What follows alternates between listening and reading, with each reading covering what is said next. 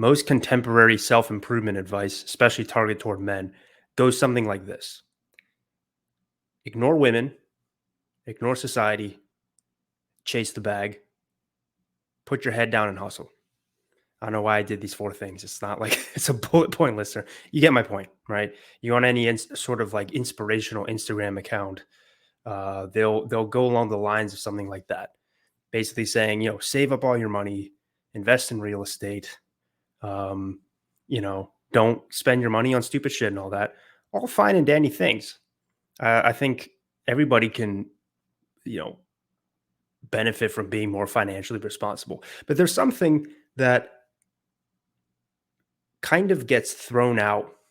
The baby gets thrown out with the bathwater, I guess, as some people would say, in the sense that I see a lot of advice for men being something that's extremely conservative, not from a political standpoint, but as in it's very like low risk, like it's sort of anti-risk taking, right? Because like what's a really low risk sort of thing to do if you want to build yourself up or set yourself up for the rest of your life?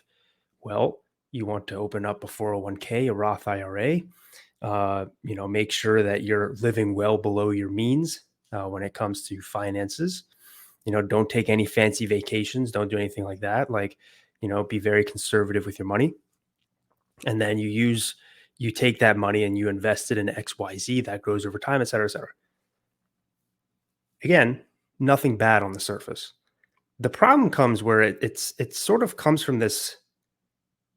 I hate to use this word because it's so trite, but a scarcity mindset. That's really where it comes from. Because there's another strategy that you can take, which is being sort of the extremely ambitious strategy where you're not super conservative with your money and whatnot. You use all that money to just invest in businesses and go out and have new life experiences. You're not always just thinking about like, oh, how's this going to affect my bank account? Right? You actually go out there and live life and essentially live dangerously. In a way, kind of live financially irresponsibly, where some people might look at it that way.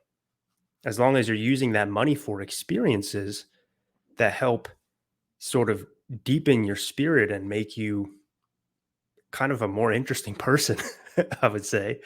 I think that's a good thing to do. And that's not something that's typically talked about, because when you see general self-improvement advice, it's targeted toward the masses, right? The masses, most people don't want to take risks. They want to take the conservative, easy route, right?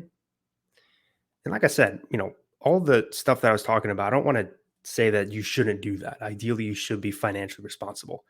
However, what you're going to find, especially if you're in your 20's, is there's going to be some opportunities and moments in your life where it's not the financially smart thing to do.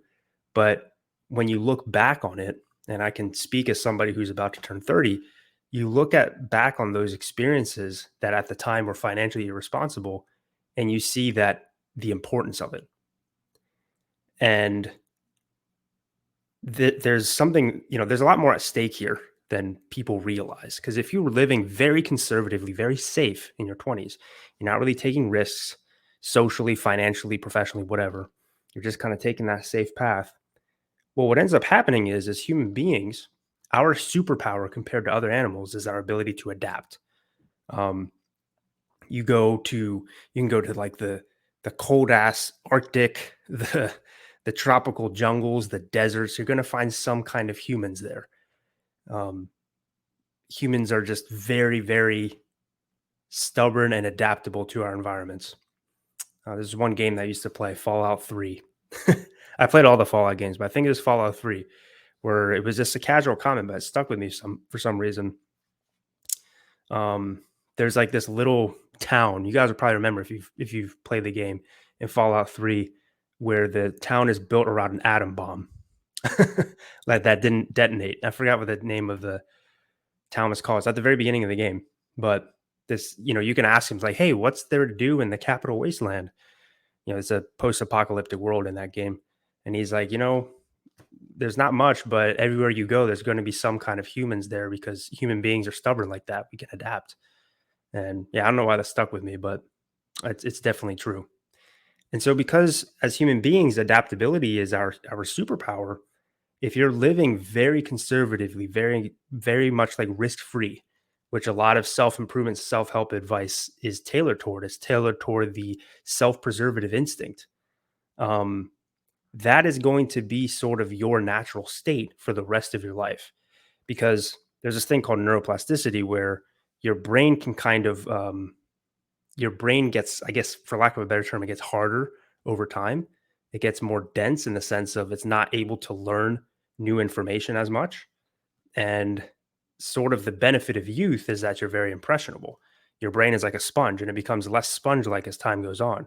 So, who you are for the rest of your life gets determined not just from a young age, but most especially as an adult in your 20s.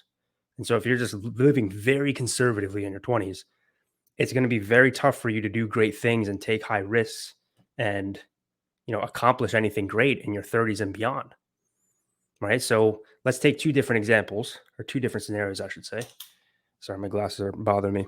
So let's take two different scenarios. Let's say scenario number one, you just really took the safe path and invested in real estate here and there, like safe real estate, or I'll take that back. Real estate can be pretty risky, so let's put that aside. Let's say like you just invested in Roth IRAs and 401ks, just a very, savings account, whatever, very safe, conservative path.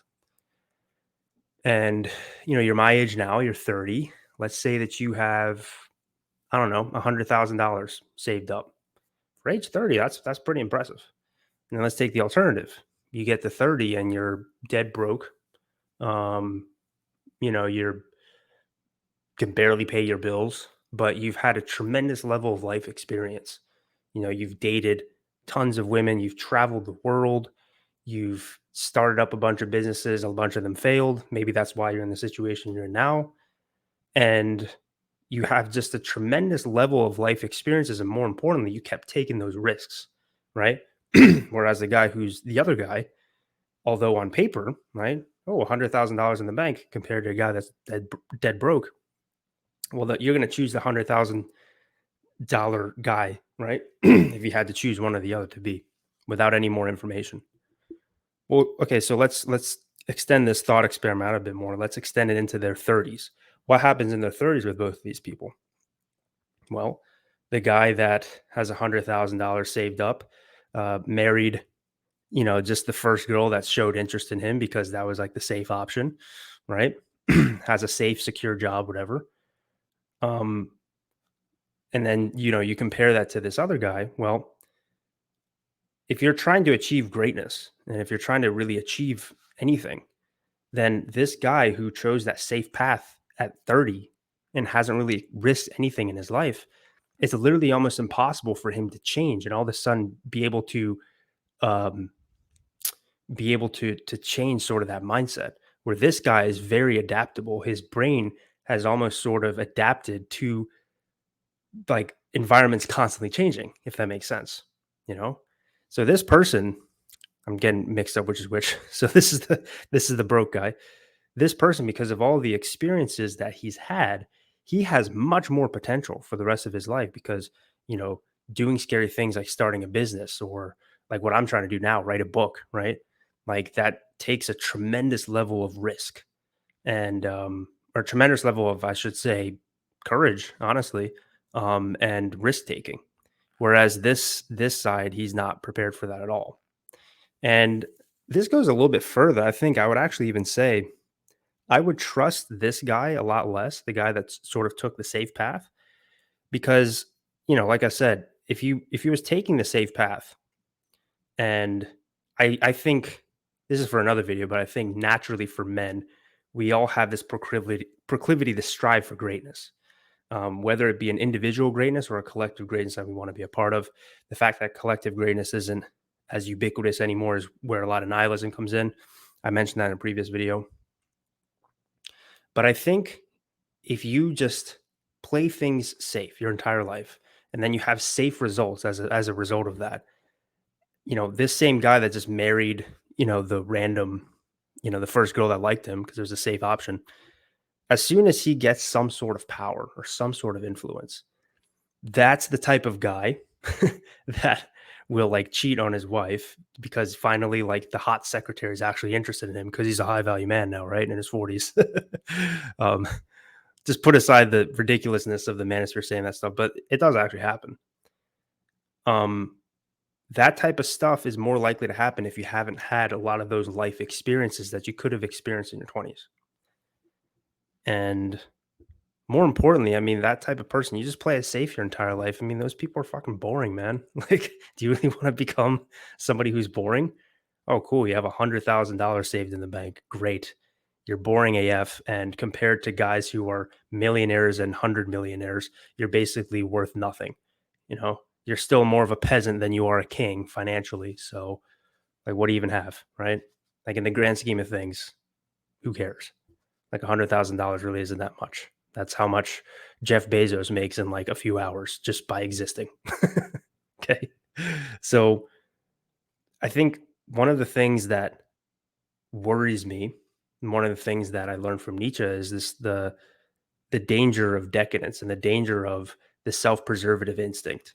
Now he says this, he talks about all of humanity. For me, I think of it more as with men. I think naturally with women, there's going to be more of a self-preservative instinct there, and that actually makes a lot of sense biologically. That's for another video. But for men, if you let the self-preservative instinct over your instinct for greatness and trying to take risks and achieve something, a lot of times at the cost of your own personal survival or benefit, right? So in the modern day, like taking big financial risks and then going broke as a result, right? The entrepreneurial mindset, I guess you would call it. Um, when too many men start to adopt the self-preservative instinct, which is more of a feminine instinct, in my opinion, then that's where nihilism occurs. That's where societies crumble. And when you look at most self-improvement advice nowadays, it's more the self-preservative instinct than the risk-taking greatness instinct. Like I said, when you appeal to the masses, typically most people just want to take a risk-averse strategy. But there are tremendous consequences to that. Because I think that same guy in that example that had 100,000 saved up, safe, secure job, um, never really took risks and whatnot, just live a very mediocre life. There's always going to be a bit of this longing that he has. And not just that is, I'm pretty sure I talked about this last video. If not, I'll talk about it again. But I think anticipation is very key to happiness, having something to look forward to. And the more and more you take less risks, I should say, the less you have things to look forward to because you're not striving for anything anymore. And that's when your spirit decays and dies. And your 20s is a pivotal time to adopt that habit. It's the scariest time too because you don't have the wisdom of somebody who's, in their 30s, right? You don't have that life experience. So you really feel like you're shooting in the dark a lot when you're just like, hey, you know what? I don't have that much money, but I'm going to try to go, you know, backpack around Southeast Asia or backpack around South America, backpack around Europe. I'm going to start this business, even though I have no idea what I'm doing. I'm just going to try it, right? Where everybody else goes and, goes off to college or goes and, works some safe, secure job. I'm going to try to take this risk. But that's the thing that, and full disclosure, a lot of the things that I was describing there was describing myself. And I think a lot of people, if they saw my personal life experience in my 20s, they'd probably be like, "Damn, you lived a hard life, man. A lot of failure, a lot of rejection, betrayal." If you want to know what I'm talking about, just check out my primary channel. Some of it's actually very public, but some of the things that have happened. But for me, even despite all of that, in fact, I would say almost because of it, I am not nihilistic at all. I'm extremely hopeful for the future, extremely optimistic. I always have things to look forward to, things that I'm working on. Whereas I know for a fact, because I know a lot of these people, I went to school with a lot of them, people who took that safe path and might be very financially well off, at least for now. um, and they're doing safe and secure stuff. I mean, they feel like they're freaking dying on the inside because it's a very manly thing to do to take risks. I'm not saying that just to like pat myself on the back. I think it's something that is if there was such a thing as within a male's nature, that's it. Societies move forward because great men and other great men who follow those great men move their society into greatness somehow, whether through be or whether it be through like inventions. Usually it's through war. um, that's what like that's what fires us up. That's why we like sports so much. Whereas women are like, they don't like sports as much. They're not as competitive. What do you think that competitive nature comes from? We're descendant from all of these like warriors who that was in their nature. I mean, we're related mostly closely to chimps after all, who are extremely violent. um, so if you're just taking this self-preservative, like risk-free path, I just think that's a feminine way of going about things. And I don't mean that as an insult, by the way. Like, in order for societies to function, in order for families to function, you need to have a mix of both. You need to have a mix of risk taking and people who are risk averse. Because if there's too much risk taking, you're going to destroy yourself with your own ambition. And if there's too little risk taking, then life just becomes boring. And I think that's where the feminine, the more risk averse uh, mode of being, I should say, sort of counterbalances the masculine. And so if you're feeling really nihilistic, depressed, or sort of purposeless, ask yourself, how often do you take risks? Just ask yourself that. Typically, what you'll find is the people who are the most depressed are the ones who are playing it the most safe. And if that's the case, I know it's scary, but you have to start taking risks. If there's that little voice in your head that says, "Oh, don't go on that vacation halfway around the world," that's financially irresponsible. Tell that voice to shut the fuck up and go do it. Because once you start having responsibilities outside of just yourself, you have a family, for example, then you have to start living for that family and not just for yourself, right? So, in order for you to be somebody who's capable of greatness in the future, you need to take risks in the present, even if that means maybe that you lose a few $1,000s here or there, or your bank statement at the end of the year is not as impressive. You can't put a price on experience, and you can't put a price on experience in your 20's. Because maybe this would be a different story if we're talking about somebody who's like in their 50's, right? Like, you know, it would still work for them too, but good luck finding somebody who's been risk averse their whole life, suddenly all of a sudden taking all these risks at their old age. It just doesn't happen. They're neuroplastic, they're not neuroplastic enough anymore.